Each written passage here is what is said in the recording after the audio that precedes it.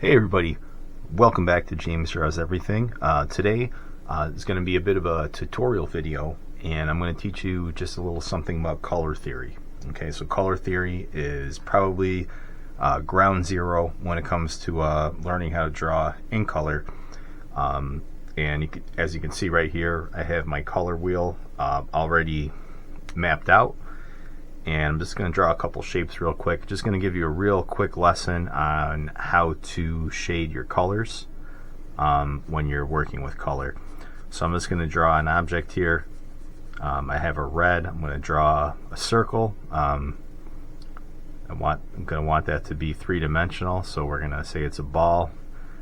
And we're going to draw a cube. Not a square, a cube. So I'm just going to drag that out just a little bit. Okay, so I got two of those to start with my red. Now it's very easy to make your reds darker, just to kind of use a darker red. But actually, if you really want it to look more realistic, you use your color wheel. Okay, so red, to make something that's red darker, you go to the opposite on the color wheel. So I'm going to go to the opposite of that, and it's green. So I got my green here, and I'm just going to use my fine line and just kind of hit the edge that I want to be dark. So if my light source is coming from here, from this way, the other side of it is going to be dark. And just kind of hash that out a little bit. Maybe make the lines a little bit thicker on the edge there. And there you go. That's basic color theory.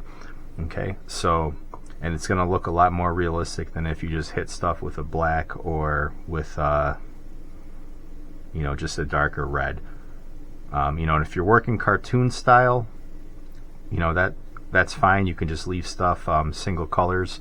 But if you're trying to work realistic, it's very important to know color theory. Okay, so we're going to be hitting this cube with a light source from this end as well. So the shadow is going to be on this side.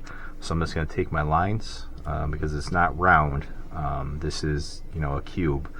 So we're just going to do some quick hatches over there and just kind of bring those not all the way through on the top because the light's going to hit that corner, but kind of on the same end there. And there you go. And then you can do it with other colors too. So I'm going to take, I'm going to take my blue here. And I'm just going to draw just a quick ball of blue, and then I just color it in quick. And then on the opposite of blue is orange in your color wheel. So actually, let me get an orange out, and I'm just going to take my fine line, light source coming from the same direction, and then just hit that blue with a little bit of that orange. Okay, so that actually gives more depth to your objects that you're drawing. And now I'll kind of do it, I don't want to say the wrong way, but the way that, if you don't really know this stuff, that you probably try it. So if I just take a blue, and then just real quick here, I'll get a darker blue if I got one in here, which I do. Okay, and then same thing, just do some quick cross hatches there.